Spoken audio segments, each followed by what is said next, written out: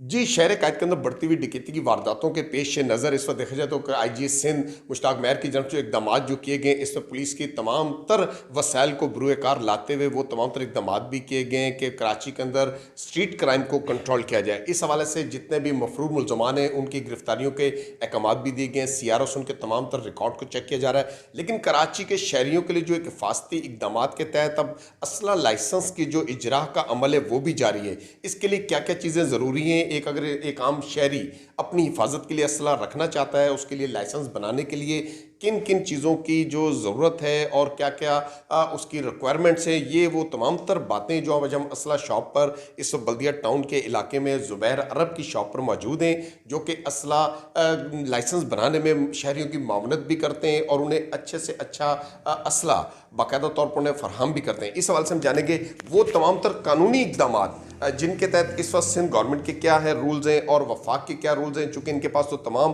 पाकिस्तान से असला बनाने के लिए, असला लाइसेंस के लिए और उसके परमिट जो होते हैं इनके लिए शहरी आते हैं। जी, आप हमें बताइएगा कि इस वक्त क्या रूल है सिंध गवर्नमेंट का असला लाइसेंस हासिल करने के लिए और कितनी उम्र के बच्चों को, बड़ों को, किन को ये इसका इजरा किया जाता है? अस्सलाम वालेकुम। सबसे पहले कि ये असला लाइसेंस आप 25 प्लस बंदे बना सकते हो, उससे कम के सिंध में अलाउ नहीं है, रिस्ट्रिक्शन है। और सिंध के अंदर असला लाइसेंस बनाने के लिए कुछ नेसेसरी चीज़ें हैं, जैसे कि डोमिसाइल PRC, रेजिडेंशियल सर्टिफिकेट।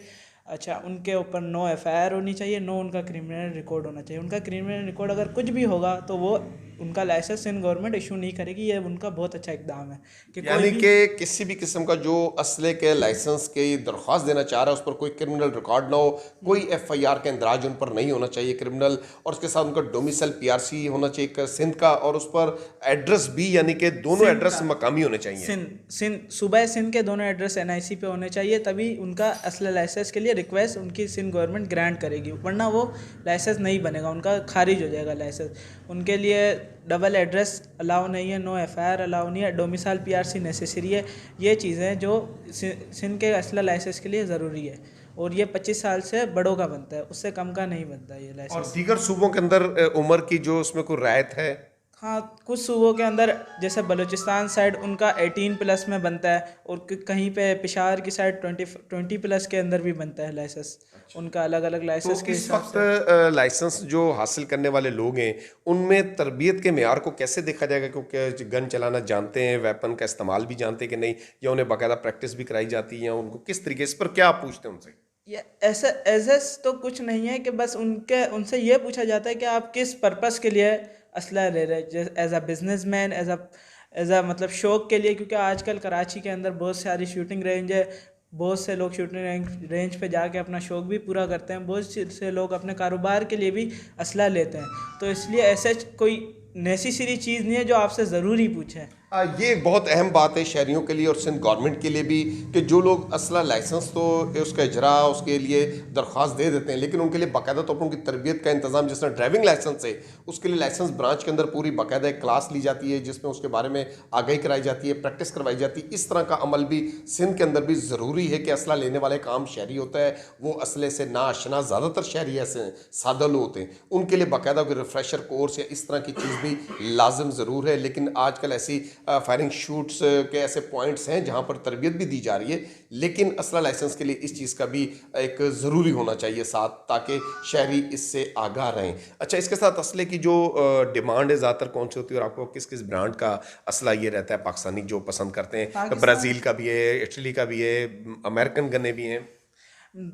दरअसल पाकिस्तानी अवाम मतलब मिनिमम रेंज होती है उनकी असले के अंदर। जैसे अगर अब तो पाकिस्तानी असला इंडस्ट्री भी बहुत अच्छी हो गई है, CNC मशीनें लग गई है पेशावर में, तो आपको अच्छा पिस्टल, अच्छी क्लास का पिस्टल ज़िगाना जैसे हो गया, जैसे मैं आपको दिखा सकूं, अगर ये ज़िगाना पिस्टल है, ये अच्छा पिस्टल है, यह आपको 35,000 रुपये तक का मिल जाएगा। ये अच्छा पिस्टल है, ये चलने वाला ओरिजिनल इसकी पिस्टल। मालियत कितनी होगी? ओरिजिनल की मालियत, ये तुर्किश ब्रांड है ज़िगाना, ओरिजिनल इसकी मालियत होगी कम से कम भी 1.35 1.40 तक। तो ये यानी कि यहाँ पर पाकिस्तान में अच्छे असले ब्रांड जो है उसकी हो रही ब्रांडिंग और इस हवाले से मैन्युफैक्चरिंग भी हो रही है। वो जो ग्लॉक वगैरह जो 3-3.5 लाख का वेपन है आज 50 से 1000 से 1 लाख तक 1.5 लाख तक उसकी कॉपीज़ भी अवेलेबल हैं। लेकिन इस तमाम तर चीज़ों के लिए ज़रूरी है कानूनी तरीक़ेकार को अपनाया जाए और शहरी उस पर अमल पैरा भी हों और उसके साथ साथ इसकी तरबियत इसकी हाव नाव भी ज़रूरी है। सोशल मीडिया के नेटवर्क पर भी ये चीज़ें मौजूद हैं कि यूट्यूब पर हर चीज़ मौजूद है। आज हर चीज़ के आप आगाही हासिल कर सकते हैं। ये वो तरीक़ेकार है जो शहरियों के लिए और इस हवाले से इसकी हिफाजती अपनी हिफाजत के लिए असला ज़रूर लिया जाता है, लेकिन इसकी भी हिफाजत उतनी ही ज़रूरी है जितनी आप अपनी हिफाजत के लिए वेपन ये ले रहे हैं। जी।